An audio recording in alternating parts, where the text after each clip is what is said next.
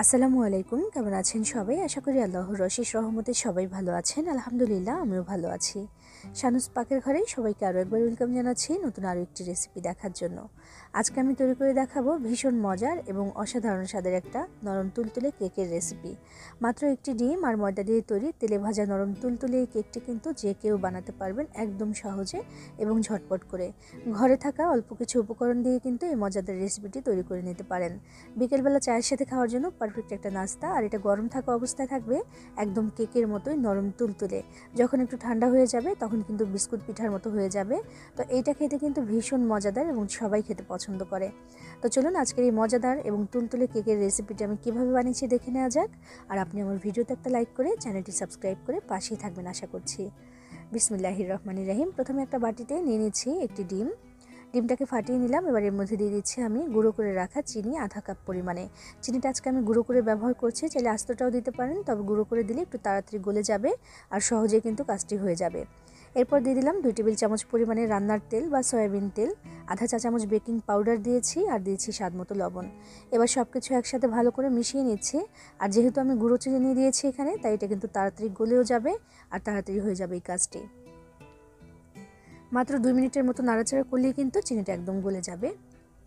চিনিটা কিন্তু একদম গলে গেছে। এবার এখানে আমি দিয়ে দিচ্ছি ময়দা। আমি এখানে 1.5 কাপ পরিমাণে ময়দা ব্যবহার করছি, এর চেয়ে বেশি এখানে আমি দিচ্ছি না।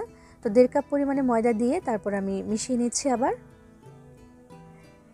1.5 কাপ ময়দা দেওয়ার কারণ হচ্ছে এই যে একটা ডো হবে একেবারেই স্টিকি এবং একেবারেই নরম একটা ডো এখানে তৈরি করে নেওয়া হবে। এইটা দিয়ে যদি ভাজা কেকটা আমি বানাই সেটা কিন্তু একদম নরম তুলতুলে হয় আর একদম অন্যরকম হয়। আর যদি আপনি বিস্কুট পিঠা বানাতে চান, যেটা একদম মুচমুচে এবং সংরক্ষণ করে অনেক দিন পর্যন্ত রেখে দিতে চান, সেক্ষেত্রে কিন্তু ময়দার পরিমাণটা একটু বাড়িয়ে দিতে হবে। তো আমি সেটা করছি না, আমি আজকে মাত্র 1.5 কাপ পরিমাণে ময়দা দিয়েছি একটা ডিমের সাথে। তো এটা কিন্তু ভাজা কেক তৈরি করব, সেজন্যই কিন্তু এমন নরম তুলতুলে করে আমি একটা ডো এখানে তৈরি করে নিচ্ছি। দেখুন একেবারেই নরম হবে এবং একেবারেই আঠালো বা স্টিকি একটা ডো কিন্তু এখানে রেডি হচ্ছে।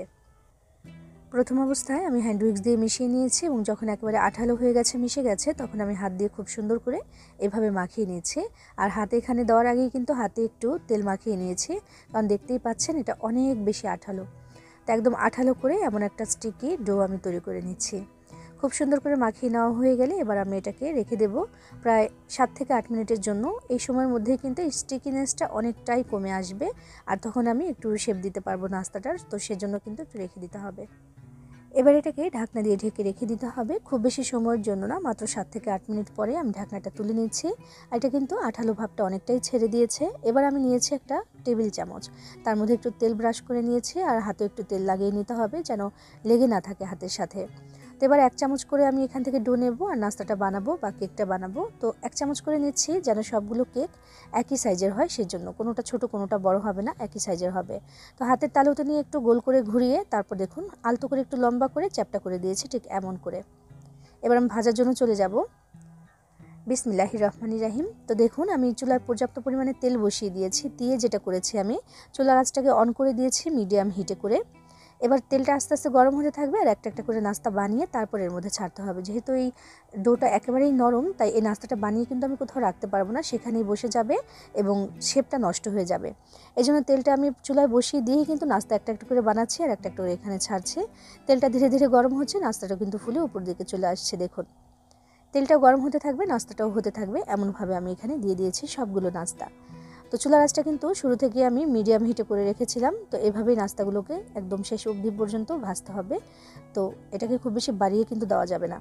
তো দেখুন একটা পাশে একটু সুন্দর কালার চলে এসেছে, আমি নাস্তাগুলোকে উল্টে দিচ্ছি। মাশাআল্লাহ কত সুন্দর একেবারে ফুলে এক একটা দেখুন কত বড় বড় হয়ে গেছে। আর এটা কিন্তু আরও ফুলবে, এক একটা পাশ থাকবে একদম কেকের মতো দেখাবো আমি। দেখুন আরেকটা পাশ কিন্তু ফুলে একদম ফেটে যাবে, ফুলার কারণে কিন্তু ফেটে যায়, এটা এতটাই সুন্দর লাগে, তখন দেখবেন কত সুন্দর লাগে মাশাআল্লাহ। তো দেখুন কালারটাও চেঞ্জ হয়ে এসেছে আর ফুলে অনেকটা বড় বড় হয়ে গেছে আর ফেটেও গেছে, দেখতে কিন্তু মাশাআল্লাহ অনেক বেশি সুন্দর লাগছে। চুলার আঁচটা খুব বেশি বাড়িয়ে দিলে দেখা যাবে উপর থেকে কালার চলে আসবে, তবে ভেতর থেকে কিন্তু কাঁচা থেকে যাবে। এই জন্য চুলার আঁচটাকে আমি শুরু থেকে মিডিয়ামে রেখেছি আর সুন্দর একটা কালার এসে যাওয়া পর্যন্ত ভেজেও নিয়েছি মাশাআল্লাহ।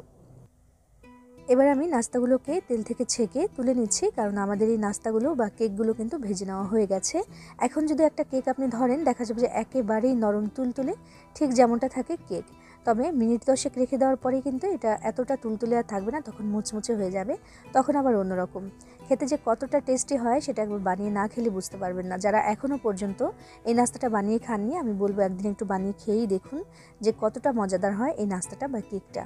ছোট থেকে বড় সবাই খেতে পছন্দ করবে, বাচ্চারা তো খুবই পছন্দ করে খাবে এটা, কারণ এটা এতটাই টেস্টি। আর বিকেলবেলা চায়ের সাথে খাওয়ার জন্য কিন্তু পারফেক্ট একটা সহজ নাস্তা। একদম ঝটপট করে, দেখলেন তো কত সহজে আমি এটা বানিয়ে নিয়েছি। তো দেখেন ভেতরটা কেমন হয়েছে। আপনিও কিন্তু চাইলে এটা বানিয়ে বেশ কয়েকদিনের জন্য সংরক্ষণ করে রেখে দিতে পারবেন, সবাই খেতে পারবে আর পছন্দ করবে ইনশাআল্লাহ। সবাই বানিয়ে খেয়ে দেখবেন, ভালো লাগবে আশা করছি। ভালো থাকবেন, সবার জন্য সবাই দোয়া করবেন। আল্লাহ হাফেজ।